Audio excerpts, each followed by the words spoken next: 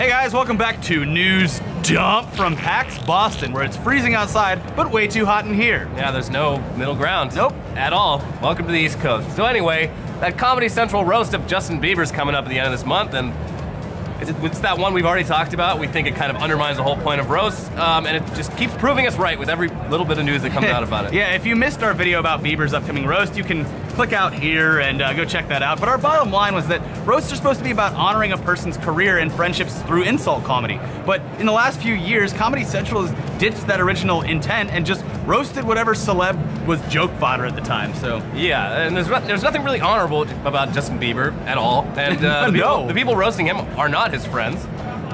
Aside from comedians like Kevin Hart, Hannibal Buress, Chris D'Elia, Natasha Leggero, and of course, Jeffrey Ross. Natasha Leggero is just lovely, by the way. And Jeffrey Ross is just lovely. Yeah. The other roasters that were announced include Snoop Dogg, Ludacris, Shaquille O'Neal, and Martha Stewart. Oh, Martha Stewart, that hilarious comedian. She's really gonna roast him. Great. So first off, I can almost guarantee you that none of those non-comedians we just listed are gonna be writing their own material. No. Not that you'd want them to anyway. Could you imagine jokes written by Martha Stewart or Snoop Shaquille Dogg? O'Neal. Yeah.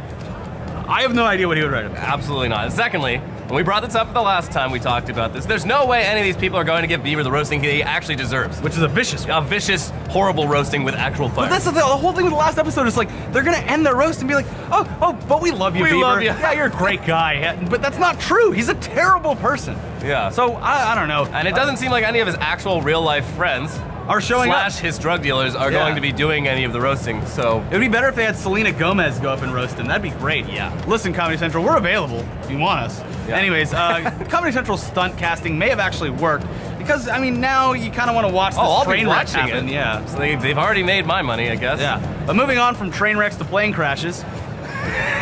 Great segue. Damn. Well, Harrison Ford terrified basically everyone when he showed up on the news Thursday after crashing a small plane he was piloting into an LA golf course. Reports listed him as being seriously injured, and not a lot has been revealed about the extent of his injuries, but at this point it seems like he's going to be okay. Yeah. His son was tweeting that he's fine. Yeah, so I mean, we certainly hope so. Harrison Ford is one of the most iconic actors of our lifetime.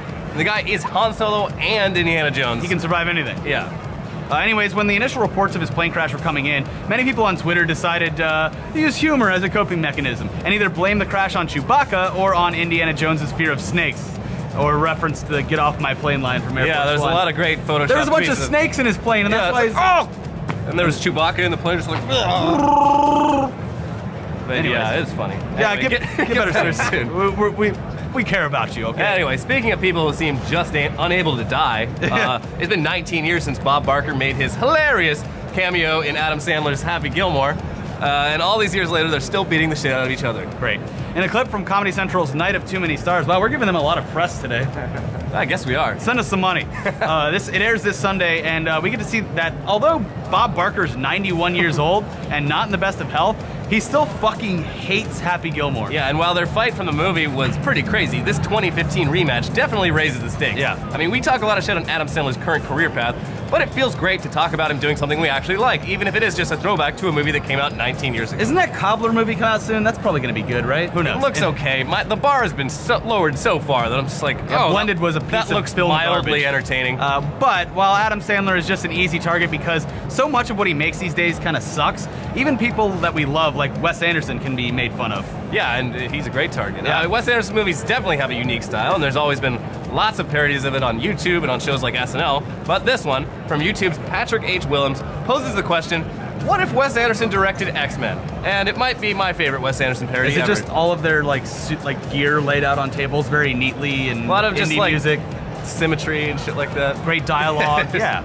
So it follows young Bobby Drake, aka Iceman, as he joins Xavier's School for the Gifted Youngsters and meets fellow students Cyclops, Angel, Jean Grey, and Beast. It's got all the hallmarks of Wes Anderson, lots of symmetry and bright colors, awkward dialogue, retro production design, and of course, great 60s and 70s music. It's, I don't know, I found it quite twee. You're such a fucking hipster piece of shit. Liberal douchebag hipster garbage. guilt, liberal piece of shit. Yeah. Anyways, finally, earlier this week, the upcoming movie Unfinished Business tried its hand at some unconventional marketing, and judging by how much attention it's gotten online, I'd say that they succeeded. Yeah, so stock photos can be some of the most unintentionally awkward and hilarious images, so for this marketing stunt, Unfinished Business teamed up with Getty Images to insert Vince Vaughn, Dave Franco, and Tom Wilkinson into a bunch of stupid, generic office stock photos. If you love stock photos, can I suggest the subreddit r/you-don't-surf. Yes. Enjoy. They're actually just existing stock images with the actors photoshopped in, and Adweek has a great set of GIFs showing the new ones next to the originals. So. Yeah, whoever did that Photoshop work, great job. Thumbs up. And And they're all available to use now for free, as long as you don't use them for like commercial purposes, I guess. so we can't show them right now? Oh, we can. All right, we're doing it. They're for editorial purposes. That's what we're doing. Yeah. One of the pictures already showed up in an article in Canadian newspaper Globe and Mail, and hopefully Dave Franco, looking at generic charts, shows up in even more newspapers. Yeah, it was an article about like millennials in the workforce. Yeah, It's just a perfect. picture of Dave Franco looking at a chart. Yeah. Anyways, guys, we're here at PAX in Boston. It's freezing, it's warm, it's back and forth all over the place. Yeah. We're having a fun time. We're here doing AFK with our buddy Brett and Shibby. Get in here, Shibby. Hey. Stand behind us because you're too tall. We had a grueling week so far, and there's more to come. So stick around. I mean, you'll see all this in the coming weeks. It's gonna be a lot of fun. But let's go get sick on the floor and smell farts. Thanks for not hating tugs. Yeah, don't hate tugs. Even though we didn't do one this week because we've been literally working nonstop in the wilderness. But next week we will do another game. Tugs are coming back. The tugs are back, baby. Unless we have the PAX virus. All right, let's get on the PAX floor. There's already a countdown. 1, 2, 3, PAX! Oh, we! Luxury.